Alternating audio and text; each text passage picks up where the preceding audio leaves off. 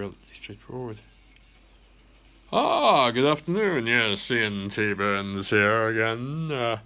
Date is now the 18th of September 2017, and I've just instructed Matrix Chambers, a very prestigious firm of human rights barristers in London, to initiate action against the hospital trust, that's Northumberland NHS Foundation Trust, which operates out of St Nicholas's Hospital in Jesmond and is the trust that oversees the running of St George's Psychiatric Hospital in Morpeth. So currently I've got an action pending against Northumbria Police for false imprisonment and harassment as a result of concocting a whole string of lies about me last year with a view to getting me sectioned under the Mental Health Act, which happened on the 7th of July 2016. And now I have asked Matrix Chambers in a direct access move rather than using a solicitor to try to keep the costs a bit lower,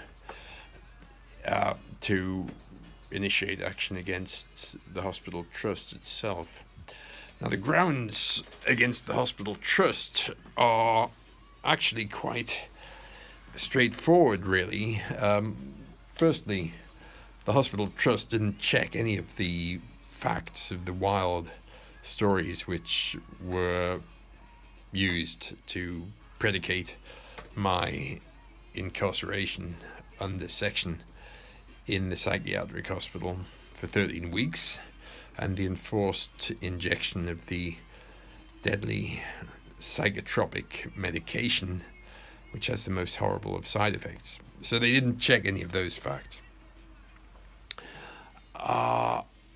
And so that was my first grounds. The second grounds is they made up a whole load of, I'm talking about checking any of the facts that they'd been supplied from the police, about the sexual molestation of a man, and also that I'd been banned from attending mass, and then latterly that the police had entered my house and found a string of notepads detailing the most depraved of sexual fantasies, all of which was utter balderdash, but the hospital trust didn't check any of those facts. They simply accepted them as being true, indisputable truth, despite the fact that I was pressing the point very strongly that there wasn't a shred of truth in them at all.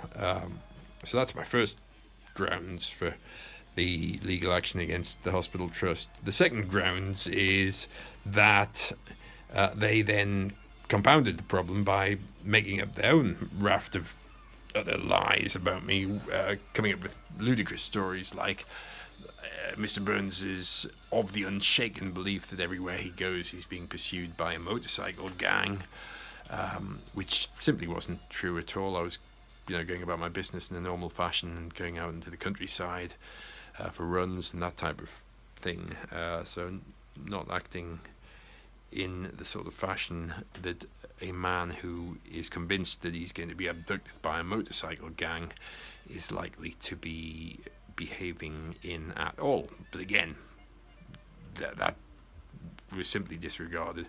All of my strenuous arguments about that were simply disregarded, and my fiance backed me up all the way on all of this. She, anything she said was likewise disregarded. But then, remarkably, the hospital trust launched an emergency court hearing and struck my fiancée off as the nearest relative. So that's another grounds for the legal action against the hospital trust.